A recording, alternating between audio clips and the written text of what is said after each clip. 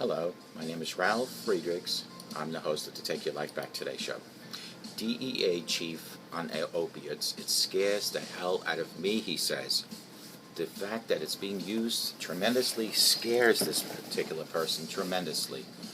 President Trump has given a new commission 90 days to come up with ideas to address the deadliest drug crisis in American history. More than 52,000 people died of drug overdose in 2015, mostly from heroin and other opiates. Opioids overdose deaths have more than quadrupled nationwide since 1999, but the devastation has been most severe in the parts of New England, the Midwest, and the Appalachia, reports CBS News correspondent Tony Dockapil. In Kentucky, that means paramedics who used to go days without an overdose are now lucky to just go a few hours without any overdose calls. Paramedic Mary Taylor rushes to as many as 25 drug overdoses in a single day. 18 dead in 3 days from opiate overdoses in Cleveland area. 18 dead in 3 days from those in the Cleveland area has set a new record. Asked whether she thinks the overdoses have peaked, she said she wasn't sure, but she does believe so. I mean, it couldn't get much worse, Taylor said. But on this day, an overdose came to her. Taylor joined a team trying to revive a young man driven to the hospital in the back of a green sedan. The patient arrived unconscious and barely breathing, but just minutes later he walked out of on his own. What happened was a rescue paramedic sensing a heroin overdose gave the man naloxone, a drug that stops the effects of opiates.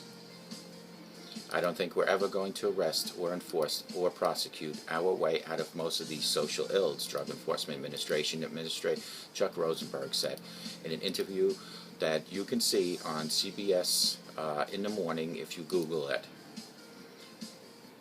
Drug Enforcement Administration Administrator Chuck Rosenberg blames the academic rise toll on a change in the use, while deaths from painkillers have quadrupled at about 17,500 a year. Deaths from substitutes like heroin and potent synthetic opiates have surged to 22,500. I gotta tell you, it scares the hell out of me, Rosenberg said. These things can be lethal, believe it or not, to the touch. In another era, the DEA would have responded with force alone, but in the late 2015, Rosenberg launched a 360-degree strategy that blends traditional police work with public education. Changing behavior is tough, but we have to keep at it. We have to talk to the middle high school kids, and we just have to be relentless about it. Louisville is one of the program pilot cities. Cleveland Clinic CEO on Obamacare opiate epidemic. It really affects all the parts of the city, all economic classes, all races, said Jim Scott, the agent in charge of the DA's Louisville office. Have you seen a reduction in overdoses since the program began? Dockapil asked. No, we have not, he answered. The numbers have actually increased, Scott said.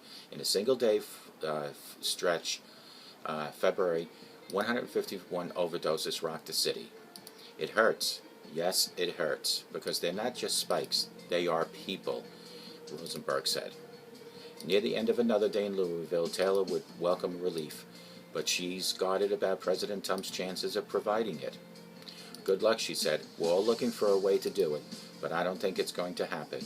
The DA believes that it slowed the opiate crisis but has not yet stopped it. President Trump has repeatedly promised to do even more, but so far his administration has been short on specifics. Critics say Trump's new commission to study the problem is just more talk. This came from the CBS, and as you can tell, the astronomical rise in opiates and heroin is probably by 1,000%. And there is no simple solution to the problem. The only thing I can say is that we need to keep educating. We need to keep having state programs, and we need to make getting help less costly, more affordable, if not even for free. If a person qualifies because they don't have money to get help in rehab, we need to make it available to them. I'm not saying a person that's making $75,000 a year shouldn't have to pay for help, But a person that's making less than $30,000, living in an apartment, trying to survive on food, has no medical, we need to make these programs available to them. And the only way to start doing that is by everybody speaking up.